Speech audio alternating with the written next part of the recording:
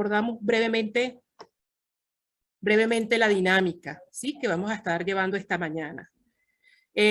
Si les invitamos a todos nuestros participantes a mantener sus micrófonos apagados, y también los invitamos a que puedan ir formulando sus preguntas y comentarios a nuestro conferencista a través del chat dispuesto por la plataforma. Al finalizar la conferencia dispondremos de 15 minutos aproximadamente para establecer entonces esa sesión de preguntas y de reflexiones. Bueno, sin más preámbulo, vamos a darle la bienvenida a nuestro conferencista de la mañana de hoy. Él es Víctor Manuel Reyes. Víctor Manuel Reyes es profesor de Ciencias Naturales, mención Ciencias de la Tierra, es magíster en Educación Ambiental de la UPEL, en el Instituto Pedagógico de Caracas, doctor en Ciencias Administrativas de la Universidad Nacional Experimental Simón Rodríguez, también en Venezuela, fue profesor asociado de la Universidad Pedagógica Experimental Libertador y actualmente se desempeña en el Perú como catedrático de las escuelas de posgrado de la Universidad Nacional de Tumbes y la Universidad César Vallejo, y en el Ecuador en la Universidad de Guayaquil. Forma parte de la banca de examinadores del doctorado en educación de la Universidad Federal de Bahía, en Brasil, y del cuerpo de asesores del doctorado en ordenamiento territorial y desarrollo sostenible en la Universidad Nacional de Cuyo, en Mendoza, Argentina. Es autor de textos, artículos y reseñas para revistas científicas en Venezuela, Perú, Ecuador, Colombia, Chile y Brasil. Está acreditado en el nivel C del programa de estímulo al investigador en Venezuela, y desde el año 2020 obtuvo en el Perú la acreditación RENACID de COSITET en el programa Carlos Monge Medrano en el nivel 3. El título de la conferencia que esta mañana nos presentará es Flipped Classroom y aprendizaje cooperativo en tiempos de COVID. Profesor Víctor, bienvenido, esta es su audiencia.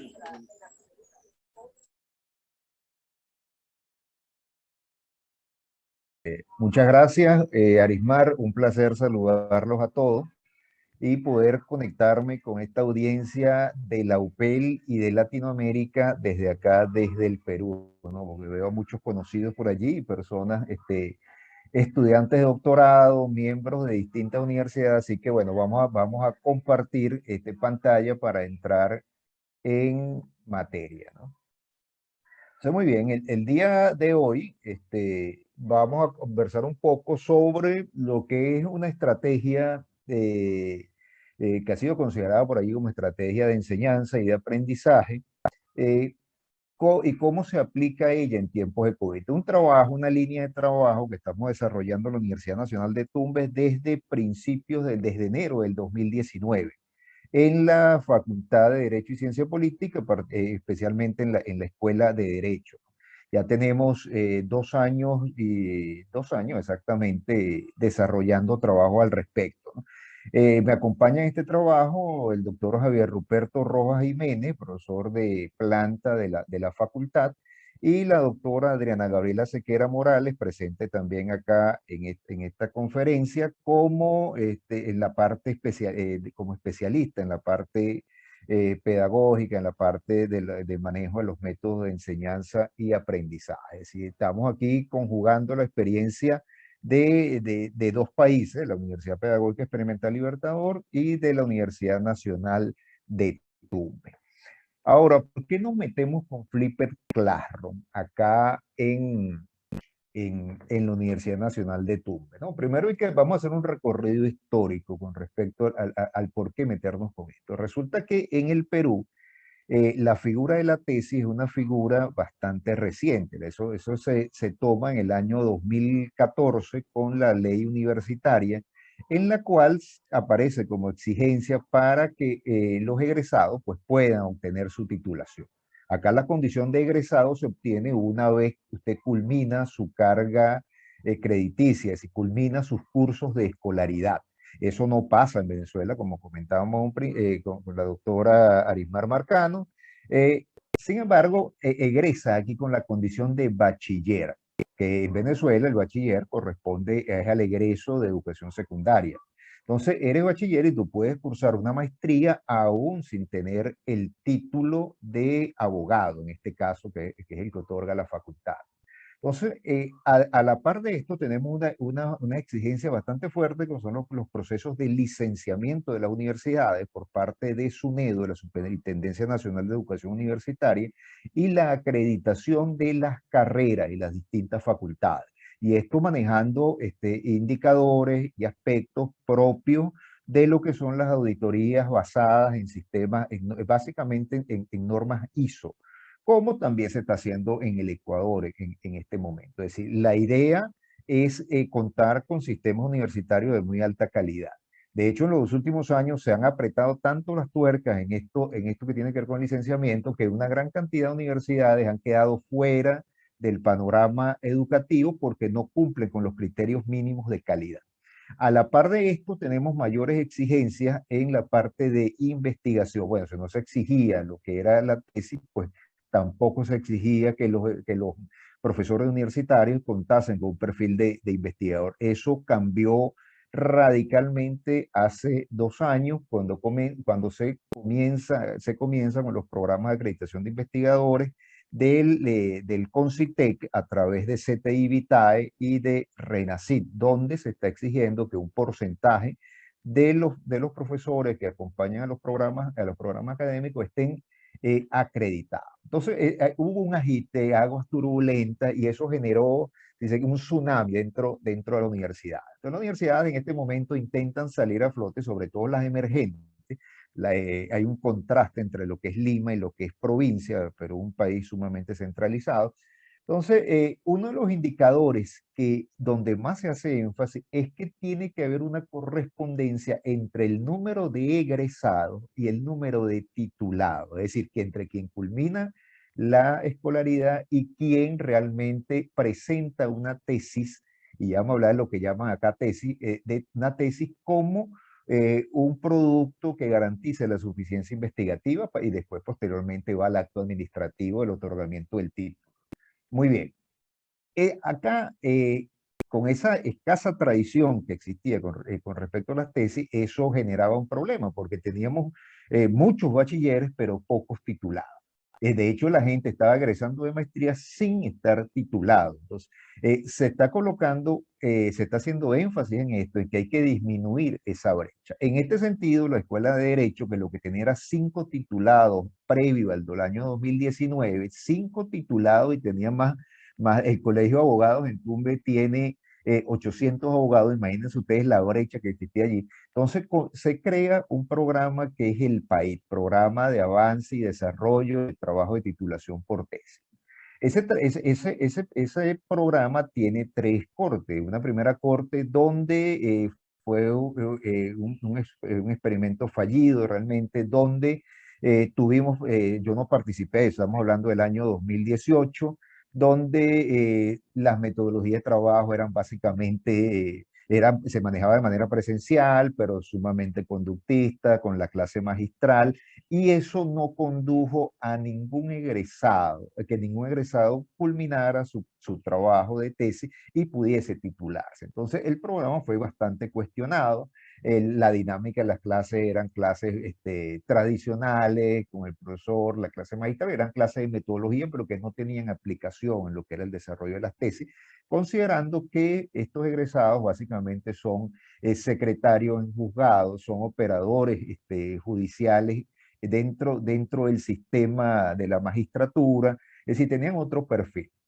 En el año 2019 se le da un cambio total al programa y comenzamos a instancia de mi persona a hacer un cambio en lo que es la didáctica y cómo nos vamos a aproximar a los participantes desde el punto de vista de la estrategia de enseñanza y la estrategia de aprendizaje.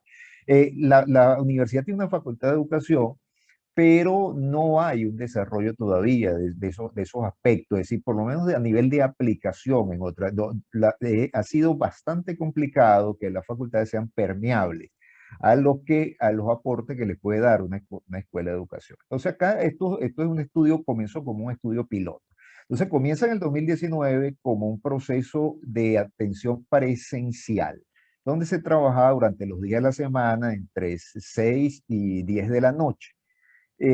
Todos trabajan, todos los estudiantes en el área de aplicación de derecho, en alguno de esos aspectos, y comenzamos a hacer los diagnósticos como grupo. Mira, vamos a hacer un diagnóstico, a ver cuáles son las representaciones sociales, cómo piensan, cómo trabajan, cuáles son las estrategias que están utilizando, y por allí nos conectamos con esto de las estrategias. Entonces, este trabajo va a presentarles a ustedes qué pasa cuando se manejan estrategias de aprendizaje bajo la modalidad presencial, y qué pasa cuando por el COVID nos vimos obligados a pasar a un sistema, a un híbrido entre sistemas e-learning y sistemas b-learning, uno sincrónico, otro asincrónico, donde fuimos aprendiendo con el sistema en el camino para intentar solucionar ese problema de fondo que tiene la facultad. En el 2019 publicamos un artículo, un capítulo en libro, lo iniciamos en 2019, salió publicado el año pasado en la Universidad de Nariño, en un congreso que realizan, que es esta imagen que ven acá en la parte superior derecha, y ya teníamos un avance de lo que habíamos logrado con la presencialidad. Entonces vamos a ver qué pasa con esta comparación. Cuando uno revisa el marco referencial, partimos del supuesto que evidentemente el logro académico está relacionado con lo que son las estrategias de aprendizaje. Eso viene reportado desde hace más de 10 años, y esto opera tanto con estudiantes presenciales como con estudiantes que trabajan bajo una modalidad virtual, ya sea bajo e-learning o bajo b-learning. Pero también interesaba trabajar la parte de aprendizaje profundo y aprendizaje autorregulado. Ya existen suficientes autores, fortaleza teórica al respecto: García Ripa, Pinterich, Valle, Walters, que han señalado o han establecido a partir de un perfil de lo que sería un estudiante exitoso, un estudiante que requiere un aprendizaje profundo, que está en condiciones de autorregular su aprendizaje, que está motivado internamente para lograr esa meta que se propone, que tiene una estima alta sobre sí mismo, tiene un alto autoconcepto, que tiene suficiente confianza en sí mismo, y que llega a buen nivel de utilización de estrategia de aprendizaje motivacional, cognitiva y sobre todo metacognitiva para lograr ese aprendizaje significativo. La confianza en sí mismo es un tema para trabajar, porque estos son sistemas generados sobre la figura de un docente que está más allá del bien y del mal, es decir, donde no se cuestiona eso, donde cualquier duda sobre el docente se concibe a nivel de estudiante, existe esa percepción que es una falta de respeto porque el docente es el que sabe, y resulta que no era la situación, porque yo ni siquiera soy abogado. Yo la única experiencia que tengo en derecho es un divorcio y 2 semestres en la Universidad Central de Venezuela en paralelo con el Pedagógico de Caracas, así que me tocó aprender sobre derecho también. Entonces, ¿cómo participaba yo aquí? Bueno, yo participaba desde la dirección de los procesos de enseñanza y aprendizaje, y desde el análisis de datos.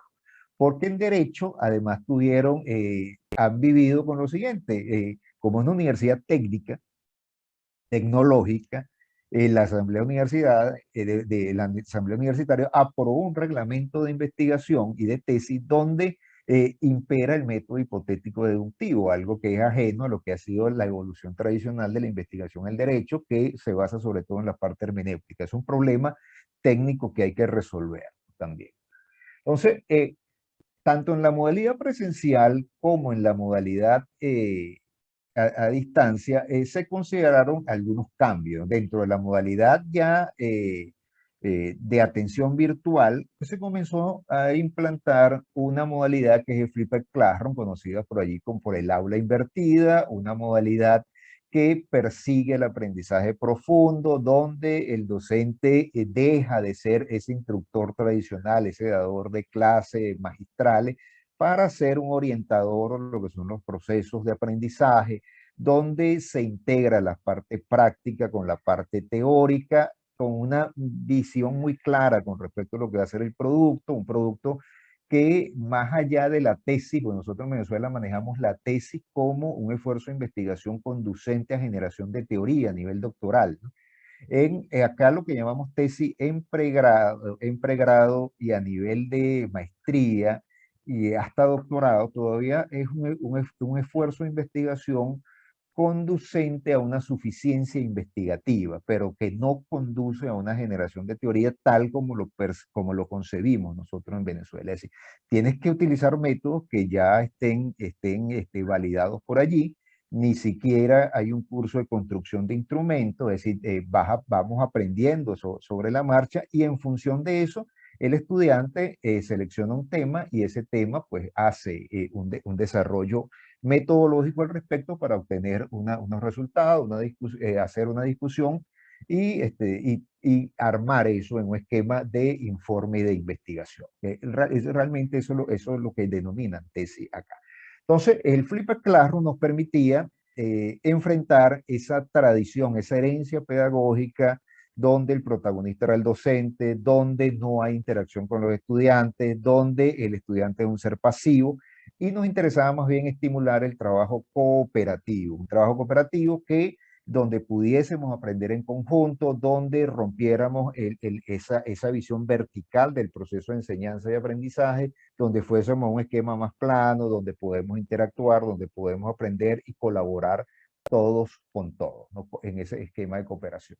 Dentro de los modelos de Blended Learning, de B-Learning, por allí aparecen 4 dentro de la literatura. Allí nosotros trabajamos con el aula invertida, el aprendizaje en línea, pero también con aplicaciones fuera de ese aprendizaje en línea, es decir, trabajo asincrónico que tiene que ver con trabajo autónomo y con trabajo práctico, que también tenía un reporte individual en términos de producto, pero también un trabajo cooperativo donde había asignaciones con la debida asesoría para que ellos pudiesen ir avanzando y produciendo en función de las particularidades de sus trabajos de investigación. Y esto valiéndonos de tecnologías como de comunicación, como el Cisco Webex, que es el oficial de la que utiliza la universidad, Zoom, Meeting, Google Meeting, pero también nuestras aulas virtuales en Moodle, donde debe haber un reporte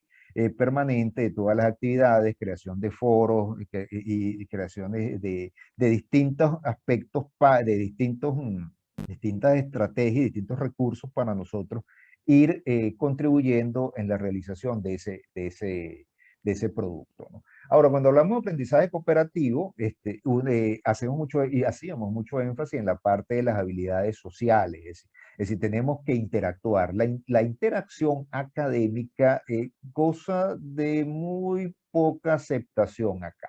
Acá es difícil hasta que te enciendan la cámara. Si ustedes ven en la pantalla, en la parte inferior derecha, fíjense que muy poco, una sola estudiante muestra su cara. Es decir, ya desde ahí comenzó nuestro trabajo de evangelización para que los estudiantes pudiesen interactuar. Habíamos revisado que se parte de un autoconcepto elevado de sí mismo. El mostrar la cara para nosotros es un indicador para esto, para que puedas interactuar, porque además no es nada más aburrido, tanto como un partido de ajedrez por radio, que darle clases solo a fotografías frente a ti en una pantalla. Entonces eso fue mejorando en el camino. Entonces había que hacer interacción, utilizamos estrategias dentro del mismo Zoom, las aulas, pequeños grupos. Todo esto porque además las condiciones de Internet te lo permiten. Entonces, y al final había que trabajar para solucionar problemas. Y ese problema estaba orientado con los trabajos de cada uno de los estudiantes, donde teníamos diversidad y participan especialistas en el área de derecho. Ahora, ¿cómo hicimos esto? Bueno, en el 2019 aplicamos una metodología para ver cómo estaban aprendiendo los estudiantes una vez que nosotros implantamos esa metodología de trabajo. Eh, y eso se midió con base en un instrumento que aporta Martín et al. Del año 2007, que tiene que ver con estrategia de aprendizaje, donde se manejan 3 bloques de tres macrodimensiones, que son las estrategias motivacionales, las cognitivas y las metacognitivas o de control. Entonces, acá aparece la definición de cada una de ellas. Este es un instrumento que ya había sido validado, que goza con una buena confiabilidad, mayor a 0.7, en algunos casos bastante elevado, como el caso de elaboración de anclaje. Así que era un instrumento confiable desde el punto de vista cuantitativo, utilizando un diseño no experimental, concibiendo un nivel descriptivo explicativo. En esta fase que hicimos, pues comparamos lo que obtuvimos en el 2019 con 31 estudiantes con respecto al ese segundo grupo, con respecto al grupo más reciente, que fueron también 31 estudiantes, que comenzaron el 2020 y terminaron en febrero del 2021. Entonces, eso es este instrumento de 56 ítems repartidos allí en estas 11 subescalas que van desde implicación hasta revisión, considerando los 3 macro bloques allí. Eso se medía con una escala ordinal desde nunca hasta siempre en utilización. Lógicamente, esto es un momento técnico de medición allá, pero teníamos también un esfuerzo cualitativo de por medio que no se va a reportar en este trabajo, que va a formar parte del trabajo a posteriori. Y esta comparación la hicimos desde el punto de vista no paramétrico. ¿Por qué no paramétrico? Y esto desde el punto de vista para ilustrar a quienes están comenzando en esto, porque nosotros tenemos una escala ordinal, las escalas ordinales no se examinan desde el punto de vista de normalidad, no trabajas con promedio, no trabajas con variabilidad en términos de desviación estándar. Entonces aquí trabajamos es con rangos, con medianas, básicamente.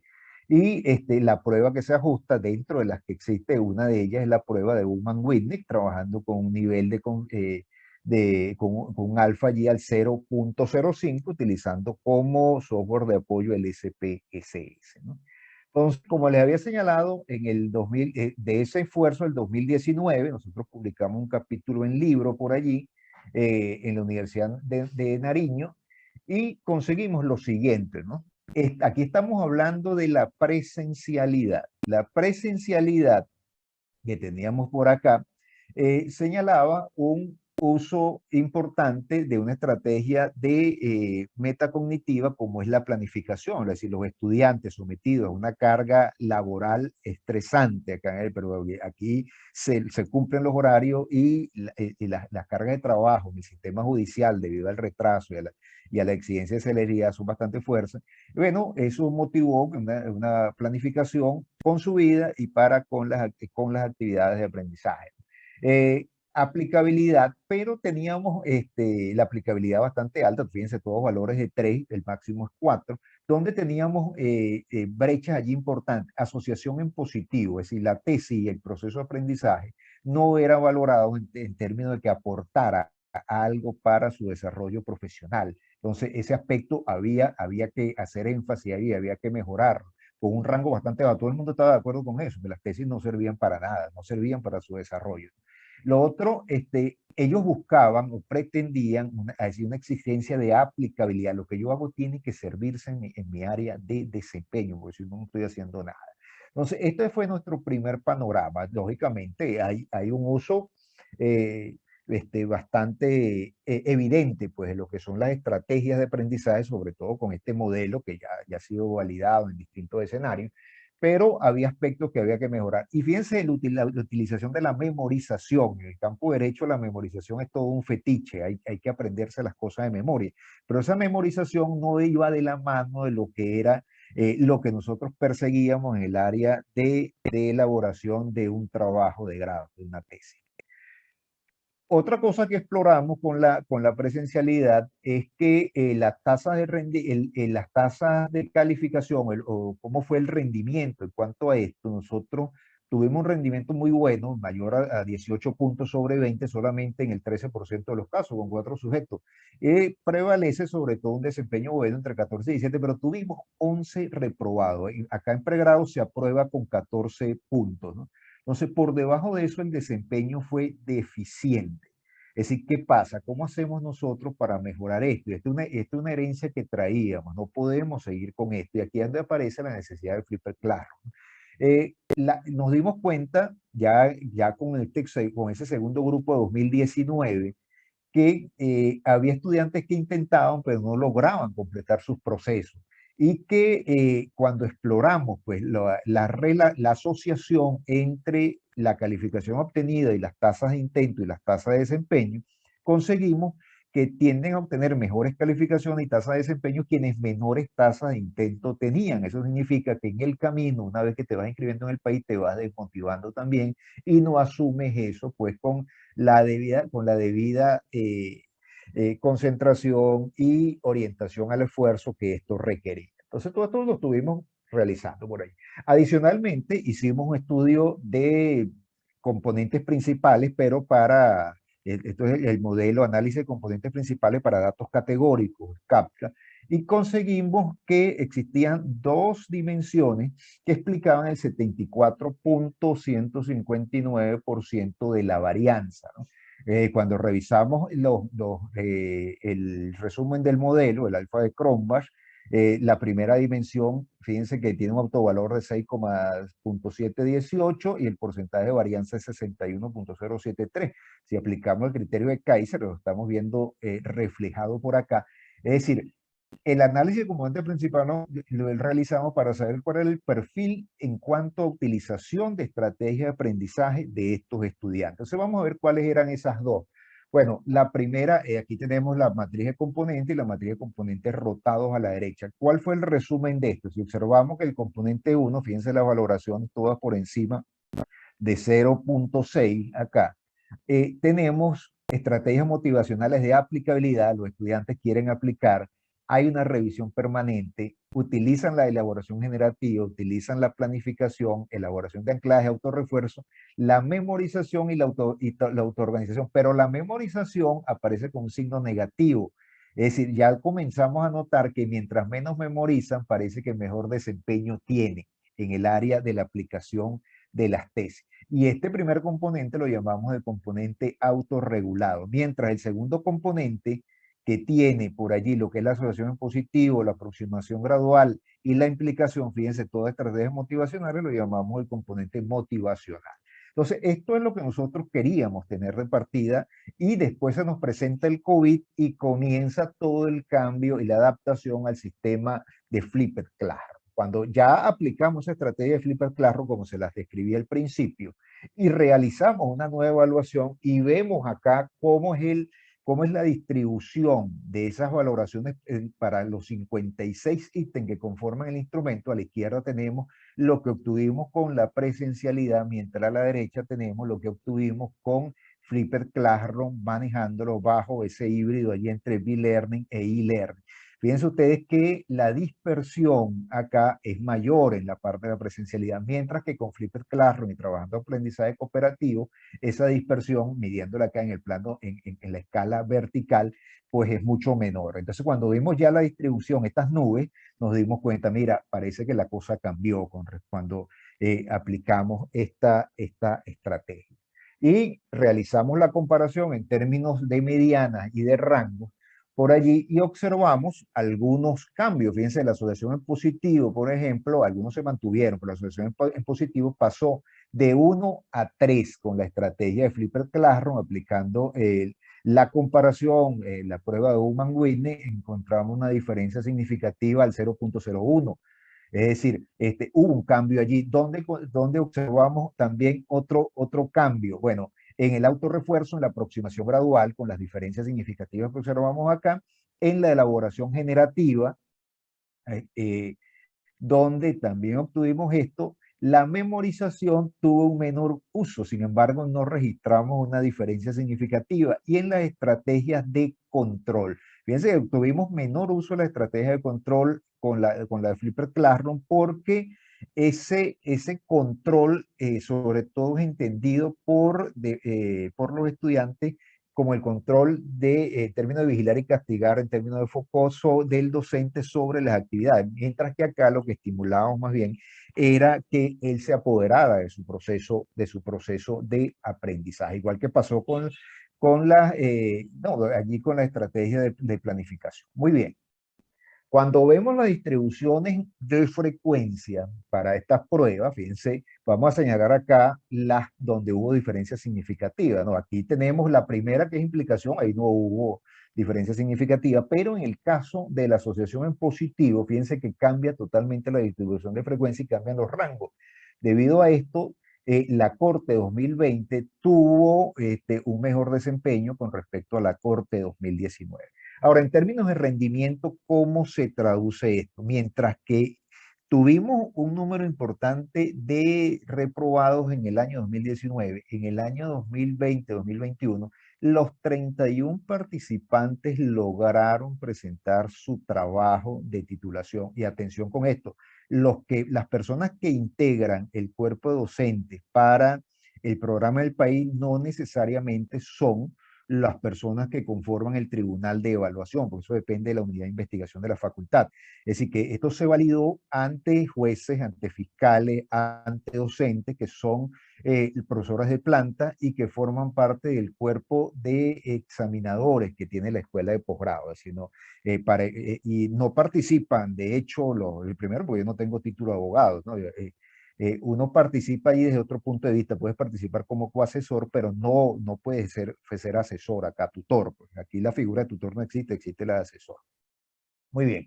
¿Dónde más obtuvimos diferencias en cuanto a los rangos allí? En la parte de estrategia motivacional de autorrefuerzo, es decir, cómo te blindas tú para tener una mejor motivación interna hacia ir hacia ese logro que persigues. ¿Dónde más lo tenemos? En la aproximación gradual, en la medida en que vamos construyendo los eslabones para ir desde lo más sencillo hasta lo más complejo. Allí, eso es un proceso, nos generaba problemas allí dentro del proceso de enseñanza, sobre todo más en la parte presencial, después eso fue cambiando.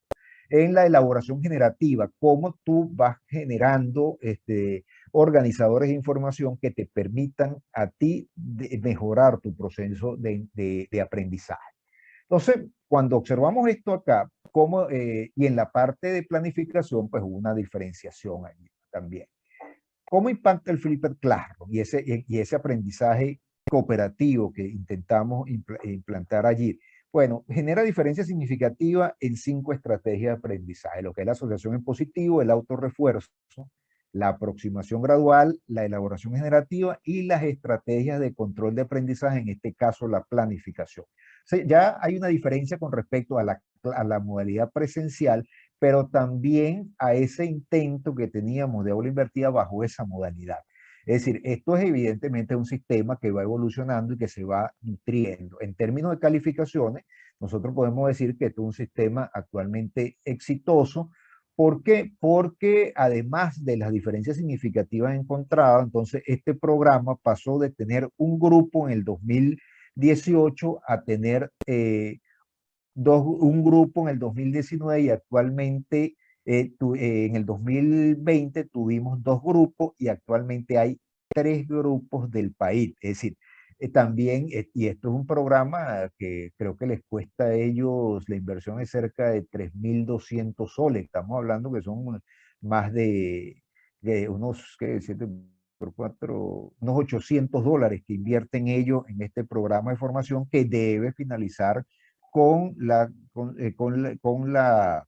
el logro de ese documento de tesis que les permita aspirar a la titulación. Es decir, estamos claros que hay una diferencia significativa en algunos aspectos estructurales allí, y según esto, si lo contrastamos con respecto a lo que he dicho autores como Pintrich, Valle, se ha destacado pues que esas variaciones allí en lo que tiene que ver con la motivación intrínseca, en la aplicabilidad, como requisito del aprendizaje significativo, también pues se ve reflejado en lo que va a ser el rendimiento de los estudiantes. Entonces, Flipper Classroom, además de incrementar el uso de las estrategias ya motivacionales, cognitivas de control, implica una mejora, un salto de calidad en lo que es el sistema de enseñanza y aprendizaje, al menos en esta facultad de Derecho. Este mismo esquema lo estamos aplicando, o por lo menos lo aplico yo en la parte de posgrado, en el doctorado en Ciencias de la Salud, en el doctorado en Ciencias Ambientales, en Estadística y Matemática, en el doctorado en planificación pública y privada, donde se están realizando y validando estas metodologías en paralelo para nosotros tener un referente de la universidad, lo cual no existía hasta el año 2019, pues nosotros somos pioneros en esto.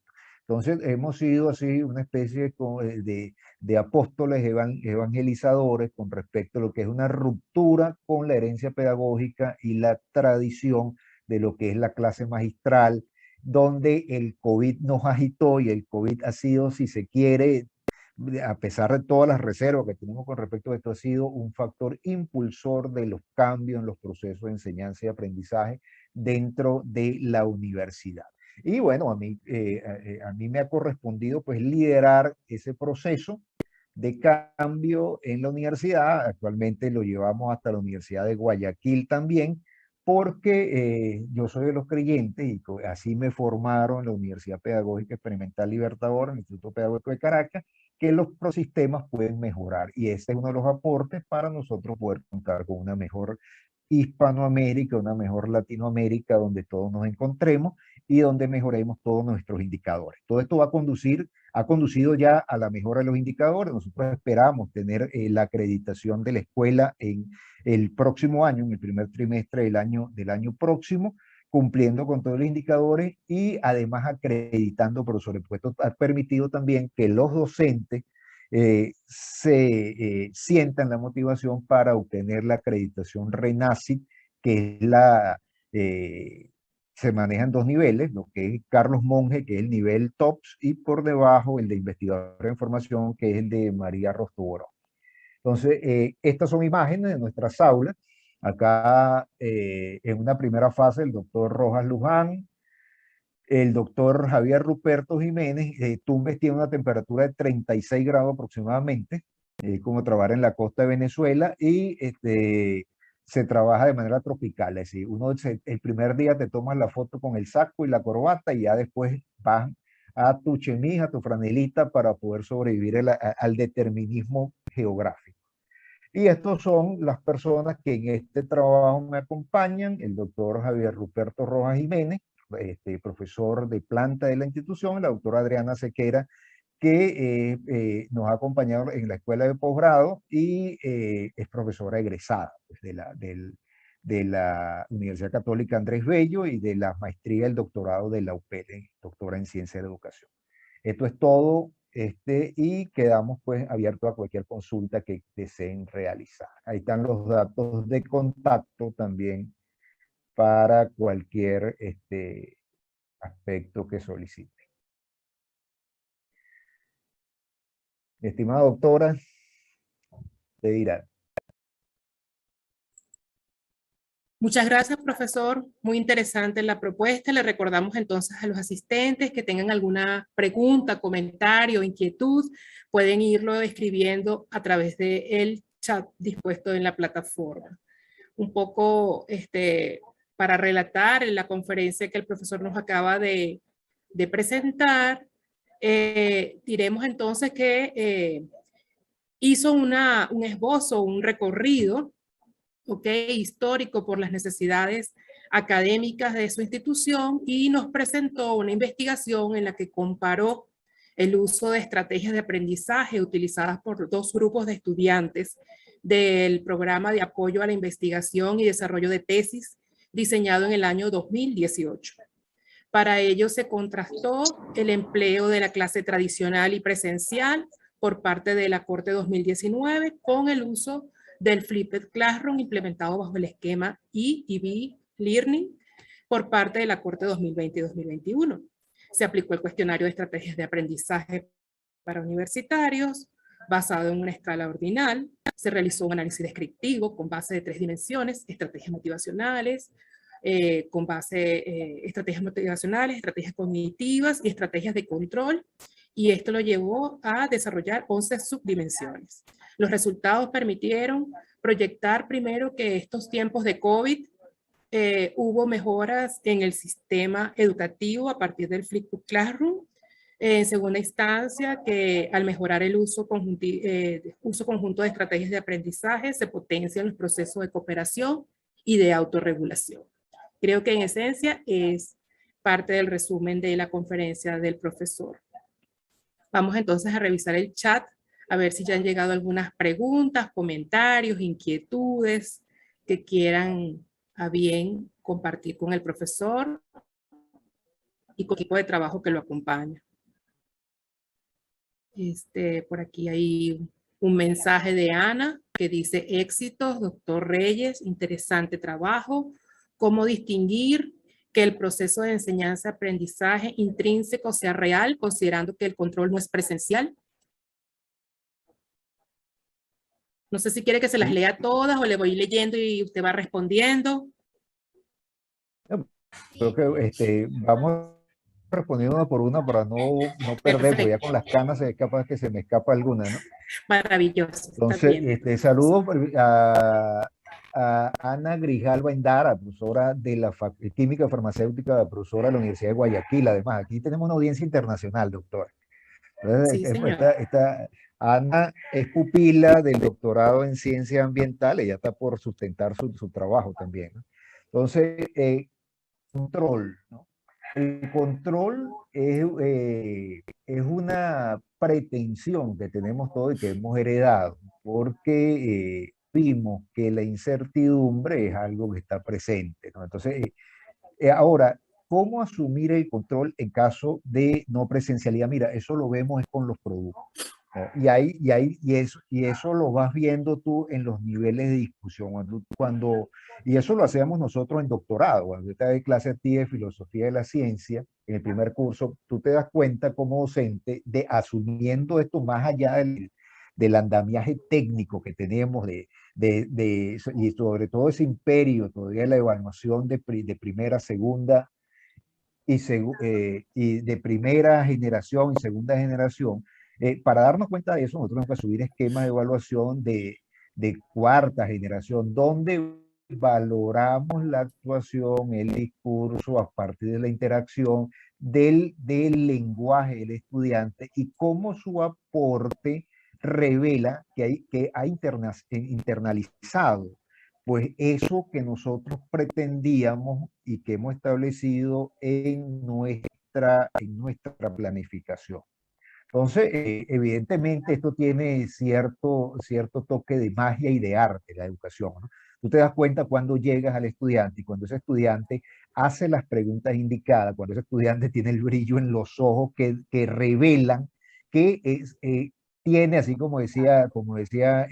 decían por allí, esa iluminación que le permite captar el mensaje que pretendemos darle nosotros y cómo lo plasma él en su producción. Recuerda que el aprendizaje cooperativo no es algo que tú le das la instrucción y te vas y desaparece. No, el aprendizaje cooperativo, nosotros asignamos, mira, vamos a construir la justificación de este trabajo, pero la justificación de este trabajo le damos 15 minutos. 15 minutos pasamos a bloques de trabajo, a grupos, por áreas temáticas afines. Esos estudiantes conversan, interactúan allí y probablemente los tres no logren presentar el producto en los 15 minutos, porque además hay que meterle presión, no los puedes dejar que estén a su ritmo, porque ese concepto esa premisa del constructivismo de que cada quien va a ir a su ritmo, bueno, eso tiene sus límites también, ¿no? Porque tú tienes que completar un producto.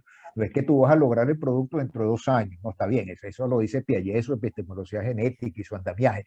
Pero aquí, un momentico, aquí estamos en una sociedad capitalista, aquí tiene que ser productivo. Y esa productividad en términos de tesis es logrando el texto correspondiente para esa tarea específica que se te coloca. Entonces, aquí no es que lo enviamos para la semana que viene, no. Eso es inmediatamente una sesión de aprendizaje, tiene ese trabajo autónomo, ese trabajo independiente, se evalúa dentro de la misma actividad. Es decir, pasamos y tienes 5 minutos para presentar tu producción. No es que vas a hacer una disertación, porque en derecho eso es típico, los primeros días nos pasaban. Ellos son litigantes antes de graduarse, entonces pueden desarrollar su tema durante 1 hora en términos, así como los sofistas, sin llegar a nada. Entonces, no, un momentico, vamos a aclarar las cosas, las reglas del juego. Nuestro control lo ejercemos. Usted tiene que responder a estas preguntas clave. Entonces, allí ese control te dice cuando hay claridad en la direccionalidad que ellos están asumiendo. Y eso, evidentemente, al final, cuando tú recoges todos esos fragmentos, vas a consolidar un trabajo de investigación decente, que es lo que uno aspira. No sé si tiene alguna otra duda, Anita. Bueno, vamos a seguir leyendo el chat por si acaso si van a escribir otros comentarios. Hay muchos saludos y muchas felicitaciones. Delia Crespo le escribe, buen día, solo resta extender las felicitaciones al maestro, doctor Víctor Manuel Reyes, por su excelente presentación y aportes a la ciencia. María Eugenia Carrillo le escribe, excelente disertación, felicitaciones al doctor Reyes, un placer poderlo escuchar. Yeslaine Saavedra le escribe, excelente presentación y aportes, felicitaciones. Lorena Benítez, excelente trabajo de investigación, muy didáctica su explicación. Muchas gracias, doctor Reyes. Mozart Alex le escribe, excelente ponencia y sobre todo bajo un colega egresado de nuestra alma mater UPEL Pedagógico de Caracas. Lucrecia Moreno le escribe, excelente ponencia, y así, muchos saludos de felicitación. Luz Marina, excelente ponencia. Julio Núñez, felicitaciones. Katy Lemos, muchas gracias, doctor Reyes. Katy desde Colombia. Yo creo que nada más pudiese agregar, o una pregunta sería, ¿qué opinión le merece la aplicación de esta herramienta en las ciencias naturales? Esta prueba es hacia las ciencias sociales en el área de derecho. ¿Cómo lo ve usted para las ciencias naturales? Por ejemplo, la geociencia, que es nuestra área.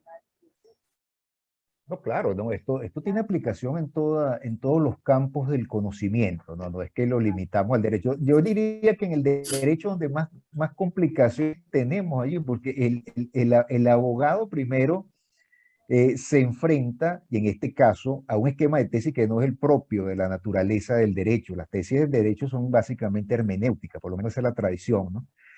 Mientras que acá se le impuso a martillo y cincel que hicieran tesis bajo el método hipotético deductivo. Imagínate ese cambio, eso fue radical y eso ha generado mucha resistencia, ¿no?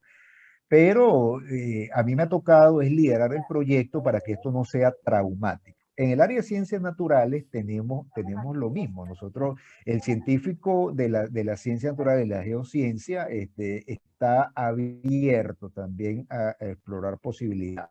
Ahora, y como esto se aplica en investigación, nuestros trabajos de investigación, cuando se cuenta con una tutoría adecuada que sigue los cánones de calidad pertinentes, pues el tutor siempre hace un trabajo, por lo menos así me formaron a mí y tuve esos maestros, esos maestros que se sientan contigo y donde te estimulan el trabajo práctico, el trabajo autónomo, y eso lo hacíamos de manera presencial, ¿no?